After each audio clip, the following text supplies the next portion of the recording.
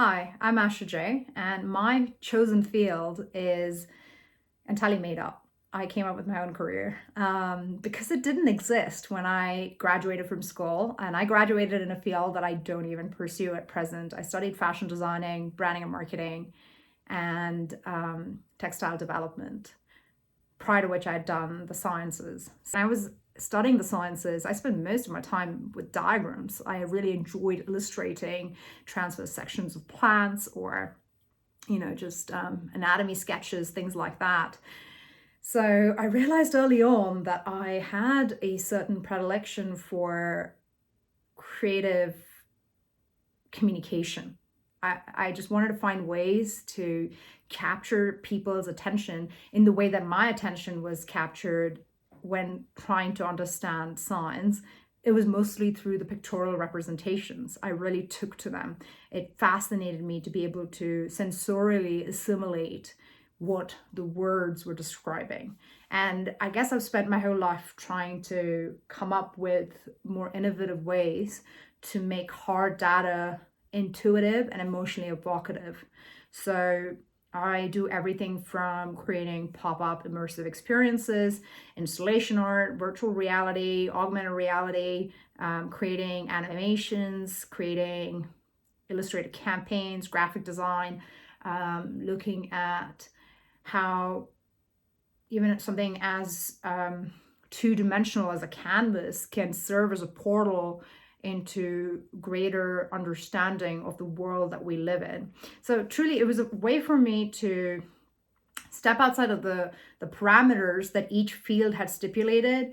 Like, that if you're an artist, you can only do so much. If you're a scientist, you can only do so much. And I wanted to find a way to bring those things together to make it interdisciplinary and integrate what I liked about each of those fields into a singular path that could somehow pay me to manage my life, to pay for rent, to pay for food, to be an adult, essentially, which unfortunately happens to all of us, whether we want it or not. Adulting is just a given. So what is your career choice going to be? I say do what matters to you. Do it because you really care about it, because you're going to spend so much of your time being there for it.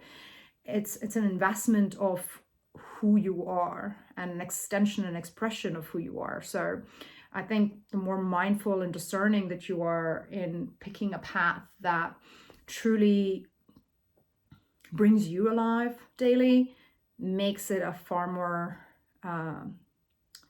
fulfilling experience, because you're then challenged by it, you're intrigued by it, and you have this really deep willingness to show up for it.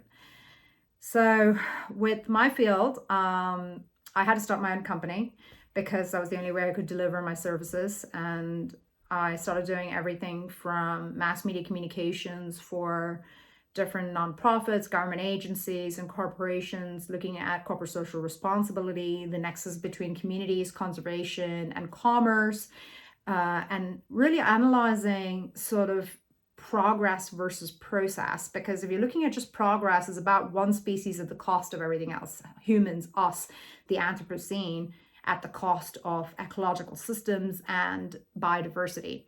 Versus if you look at process, it's about being present. It's about being a part of, not apart from. And everything that you do is always going to be cyclical, is always going to be in process.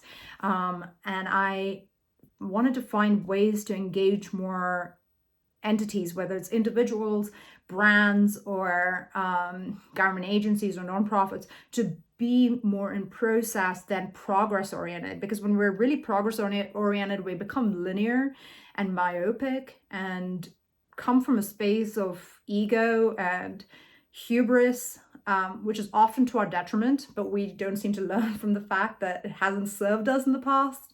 So I believe that storytelling has to come from a more authentic space, one that is truly inclusive and finds ways to push the boundaries on how we can be more tolerant and capable of accounting for one another in the actions we take, in the words we express, in the material objects or services we produce and create. So that's essentially what I focus on, is branding and marketing, advertising, but based on facts and not just propaganda for its own sake without being cognizant of the impact of such propaganda, rather using those platforms, leveraging them to raise awareness and make it a more democratically available space where there can be dialogue about the data that's divulged. And oftentimes I truly try to find ways to get people to feel the information as opposed to think about it, because we can be in a very cerebral, rational space about something and still not feel inspired to do anything about it, whether it's climate change or looking at, reducing our packaging in the world of consumer products. So how am I going to get people to care about those things? It's through the vehicle of emotion. And so that's been a primary focus in my work. And I truly believe that behavior is changed by a deep personal experience of the content. Like, it can't just be something you're receiving as data bites, as a sound bite. It has to be something far more intimate than that. So you can say that my STEAM path is to find the intersection or overlap between science and the arts, but in relation to application. Like, to be design oriented is to be application driven, not just focused on form, but functionality as well. So I look at how it can inform or enrich policy, how it can mobilize, leadership, stewardship, how we can get brands to spearhead the change that we need to be seeing in this day and age in the marketplace. So I truly look at ways in which I can rethink everything, because my education isn't directly linked to what I do. It kind of is, and it comes to inform it oftentimes, but it's not like A led to B and B led to C. So there's no specific formula that I followed. And I highly encourage people to not follow formulas. Don't read somebody else's book of how they became successful, because that's not going to be your path. Who you are hasn't existed until you.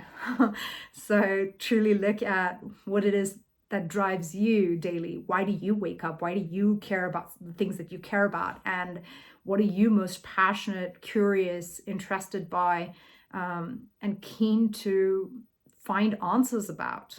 What makes you wake up and question the things that you choose to question? That's where you need to be looking at more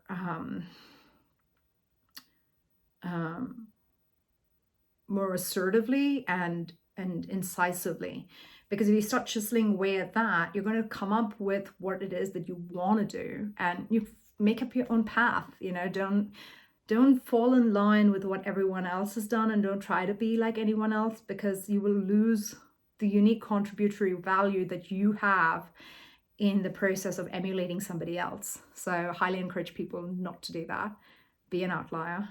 It's the best path to take. It's hard, but it's worth it, because at the end of the day, it forces transformation, growth, and you embody being the change maker that your efforts are trying to cultivate. What fuels my work is wonder and passion. I find so much wonder in the world we live in, and its inimitable beauty. It's such a lot of magic. To think that any of that can get lost for all time is not something I can live with. It can't happen on my watch, not if I can help it. So that's why I do what I do. In terms of interesting field experiences I've had, I saw this small pod of dolphins swim up to me, and the mum had a calf. So I was particularly curious because that kept coming and engaging with me, blowing like milk bubble rings at me. And I swam out after them because they were keeping me company and swimming alongside me. So I just kept swimming with them. Didn't realize I'd gone like well over a mile offshore and developed a cramp in the middle of the ocean. All completely unsafe things. Do not try this on your own. It's not a recipe for a good life, because I could have died that day. But because I was also alone, I had nobody with me, so I wasn't the smartest move. But I did swim out, and I was following this one dolphin because he kept peeling away, and it was a junior dolphin. Didn't realize what this youngling was trying to do. But as he peeled away, I pulled away to follow him, and he actually wanted to take a poo. So he pooed in my snorkel and my face. So I got pooped on by a dolphin. I also got pooped on by an elephant in the Andaman Islands because I went diving with the only swimming elephant in the Andaman Islands. And, it was one of those things that was touted as something you should experience, to see an elephant swim.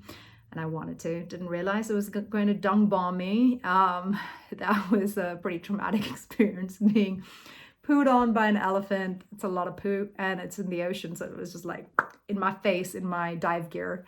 So that's two different species that has managed to poo on me. I also had an incredible experience pelagic diving with this group in Kona, and it was deep sea night diving. So you go on these descent lines, and I swear to God, it is the most exquisite life experience you can ever have. I got to see all of this, like, displays of light, bioluminescence and biofluorescence around me, just glimmering and coming alive all around, just scintillating and rising to the surface to feed at night. That's where the largest migration happens every night.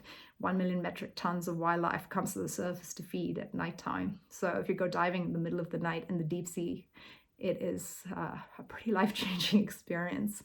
On land, I've had a lot of wild encounters that have come to change my life too. I think the beauty in wild is that it's present, and it's completely open and vulnerable and authentic and present in such a prolific way.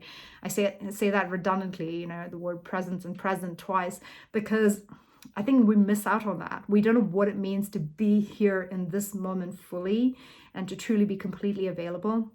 We often get lost and in the timelines that we can project for, or things that have happened in the past that have no relevance in the moment at hand. So I think that's why I care so much to protect nature, because biodiversity brings humanity back to the moment at hand. And I also don't think technology is going to help us solve for every extinction that we give rise to, as much as we'd like to believe with our arrogance, which is pretty boundless, that we can solve for anything with the tech innovation in the tech sector. Just not the case. We cannot bring back the entire tapestry of life. We cannot recreate the complexity of life as a single expression of it. We're just one aspect of life having found expression. We don't account for the sum total. So at some point, we need to realize our place in the family of things, as Mary Oliver would put it, one of my favorite poets. So yeah, I think, part of my work is also to help people understand their place, their sense of belonging in a much larger narrative, the global narrative. Whether you're a brand or an individual, you need to know your place in the family of things. And I also believe that as an individual, we can tell stories, but together we can change the narrative. So I highly encourage crowd participation. I believe in more people coming together to have impact in ways that we've not been able to realize in the past. My biggest regret has been how hard I've been on myself. I never feel like the work I've done in the past is good enough, or that I've realized enough impact, which is a way of belittling your own passion, and you shouldn't do that. You shouldn't whittle away at you. The world does that enough. So try to be more positive and uplifting about what you have done. And even if it hasn't felt like it's enough, it's okay. Don't come down on you like I have in the past. I'm learning to appreciate how I show up more off late, simply because I think it nurtures you to give more than you have previously, if you're positively asking that from yourself, as opposed to coming down on yourself for not having done enough. We have a tendency to be very negative as a species. We need to be more positively oriented. So I highly underscore that. And lastly, I think the thing that I'm most proud of in all that I have done is probably making the decision daily to innovate, to think differently than I have the day before. I don't like to hang my hat on past achievements, on things that I have done thus far. in terms of that, like, that's the only thing I could be doing, you know? So even if I have never done something before, I'm willing to give that a shot today. I want to try new things. I want to give my hand at new things. So I always take on new skill sets. I'm always learning. I'm always growing. I don't have all the answers. I don't know everything. And that's the beauty of life. Don't ever think you'll get to a point where you're saturated, because that's boring. Who wants to saturate? Always grow.